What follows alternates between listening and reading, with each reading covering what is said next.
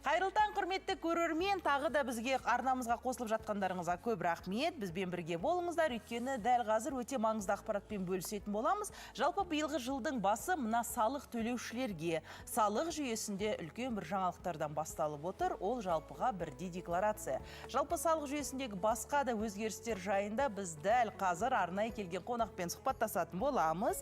Бізге Алматы қаласы Бостандық ауданы бойынша салық басқармасының басшысының орынбасары Айжан Нажманқызы Албаева келіп отыр. Қош келдіңіз. Қайырлы таң.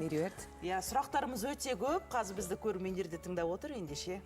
2024 жыл негізі заңнамаға біраз өзгерістер енгізілді, бірақ ол кейде халық үшін бұрмаланып кетіп, өз пайдаларына жаратып жатады. Мысалға, сондықтан бірден сұрақпен бастайық, сатып алушыдан немесе клиенттен қолма-қол ақша талап ету заңды ма? Ол үшін қандай жауапкершілікке тартылады? Рахмет сұраққа. Бұл сұрақ бүгінгі таңда өте өзекті болып табылады. Біз бізге қатысы күндегі күндерде жағдайларды орын алып келеді. Ол, яғни, үй жанындағы дүкендерде, такси қызметін пайдаланғанда, қызметін заң шеңберінде жүзеге асыратын кәсіпкерге ешқандай алаңдап, ешқандай мәселе жоқ оларға. Негізінде төлемдер мен төлемдер жүйелері туралы Қазақстан Республиканың заңына сәйкес әртүрлі тәсілдер бар. Ол бірінші банк картасымен қолдануға болады, QR-код төлеммен, немесе қолма-қол ақшасымен. Егер де қолма-қол ақшасын қолдануға бас тартқан кәсіпкерлерге ол бірінші заңды бұзады. Екінші, ол тұтынушының құқығын бұзады.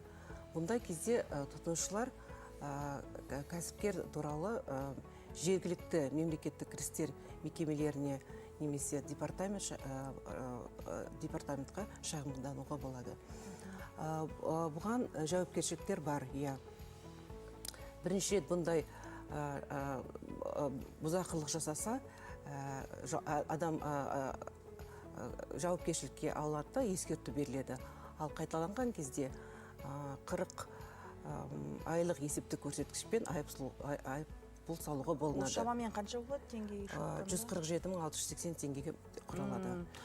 Мәселен, көп жағдайда QR-код арқылы да ақша аударымын жасамай жатады. Сол кезде қайда шағымдану керек, қалай жауапкершілікке тарталамыз тұтынушы ретінде? Тұтынушы ретінде айтып кеткенде, мені жаңағы жергілікті мемлекеттік кірістер органдарына, департаментіне шағымдануға болады. Және осы әкімшілік жауапкершілікке тартылады. Бірінші рет, әрине, ол бірінші рет болғаннан кейін оларға ескерту беріледі, бірақ қайталанған жағдайда ғана айыппұл салынады. Тек қана бұл жерде айта кететін, егер қызмет көрсетіліп алынған тұтынушы сол кәсіпкерден фискальдық чекті міндетті түрде сұрауы қажет. Және де кәсіпкер ол өзінің фискальды чекті беру керек.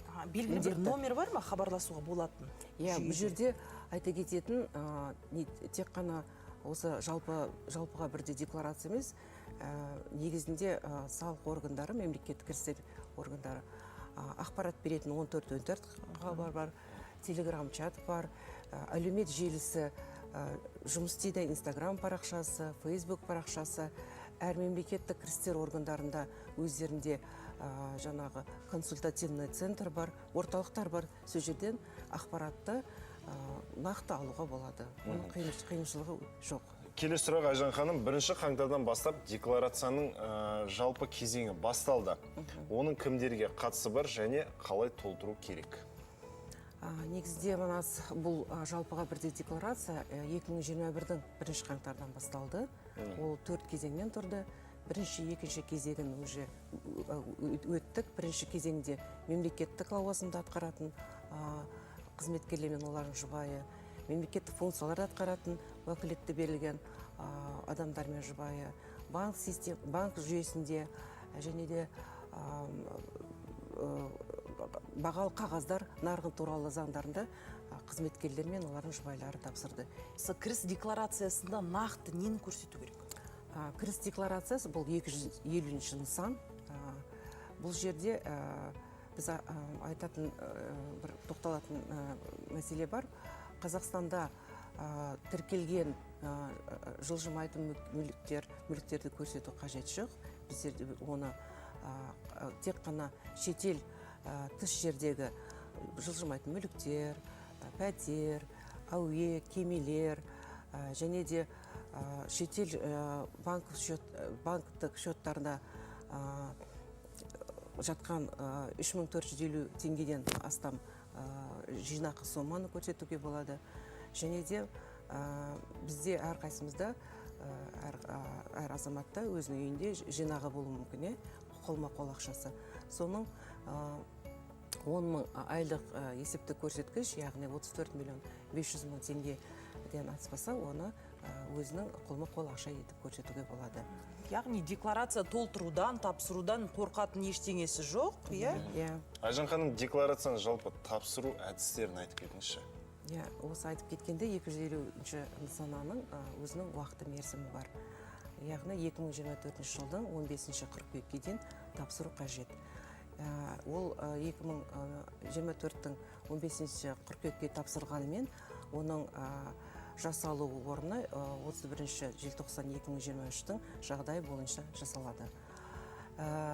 Бірінші рет, әрине, бұл бірінші рет болғаннан кейін кімде-кім ұмытып кету мүмкін, білмеу мүмкін. Сондықтан мемлекет тарапынан бірінші рет ескерту беріледі. Ал егер де қайталанған кезде ғана 10 есептік айлық көрсеткіш айыппұл салынады. Және де бұл ақпаратты 250-ші нысаны толтырғанда анықта, асықпай, төлет құжаттарын дайындап, жақсылап дайындалып тапсыру керек. Толық берілмеген кезде ол жерде де айыппұл төленеді, 3 айлық есеп көрсеткіш.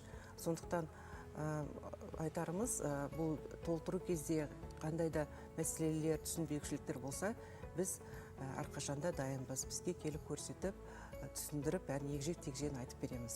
Айжан ханым, ал енді сыйға тартылғанына бағалы, құнды сыйлықтарды да декларациялау керек пе? Иә, бұл жерде бағалы заңды сыйлықтар деп жатырсыздар. Негізі құны бірлік 3,5 миллионнан асып жатса, өзі қалауы бойынша оны көрсетуге болады. Біз әйел зат болғаннан кейін зергерлік бұйымдар болуы мүмкін, жақсы сыйлықтар болуы мүмкін, солды бағалап оны сол декларацияда 3 миллионнан асса, 3,5 миллионнан. 3,5 миллион асса. Яғни көлік, жылжымайтын мүлік барлығын декларациялау керек қой? Көлік, жылжымайтын мүлік олар жеке емес қой. Оларды сыйлық болса, көрсетуге болады. Ал үйдегі жатқан бұйымдарыңызды, соларды көрсетуге болады. Өзіңіздің таңдауыңыз бойынша, қалауыңыз бойынша көрсетсеңіз болады. Айжан ханым, мен жалпы бағдарламамызға көруге үлгермей қалған, немесе кейіннен көріп қалған көрермендеріміз бізге міндетті түрде сұрақтарын қойып жатады. Енді бүгін маңызды мәселе қозғап отырмыз. Бұл декларация жайлы қай жерден толығырақ ақпарат ала аламыз? Біз жаңа айтып кеткенде, жоғарыда әлеумет желісі бізде жұмыс істеп жатыр. Және де портал бар, e-gov мобайл бар, e-салық азамат бар. Бізде апта сайын Zoom арқылы ақысыз тікелей эфир жүргізіп жатырмыз. Әр қалада мемлекеттік кіріс органдарында консультативный орталықтар бар. Сол жерден барып хабардар алсаңыздар болады, 14-14 парақшасында. Бәр жерде желісте біз жұмыс уақытында сіздерге толық анықтама беруге дайынбыз. Яғни интернет желісіне кіріп, 2024 жылғы декларация жайлы деп терсем, сол жерден ақпараттар шығады, иә? Иә, 250-ші форманы, осы нысананы біз уже 3-ші кезеңде тапсырып атқаннан кейін бізде YouTube желісінде және де өз каналдарыңыз бар? Каналдар да бар бізде. Instagram парақшасында бәр қосымшаларда бар, бәр жерде ондай қиыншылық жоқ. Иә, түсінікті. Бұрынғыдай газет журналын шығуын күтіп отырудың қажет жоқ дейсіз ғой? Иә, соны айта кететін, бізде енді қазір цифрлық заман ғой. Сондықтан көп парақшаны алып жүрмей үшін, қағаз жүзінде болмаған үшін біз QR-код бар, соған тіркеліп қарасаңыздар, сол жерде бәр ақпаратты алуға болады. Өте жақсы. Жалпы енді мына ақпараттандыру заманында адамға дегенмен де ақпарат жетпей жатады көп жағдайда. Біз енді осы мақсатта келесі бағдарламаларымызда міндетті түрде сіздердің кеңселеріңізге барып, нақты декларацияны қалай толтыру керектігін кезең-кезеңімен түсіндіріп, бәрін айтып береміз, құрметті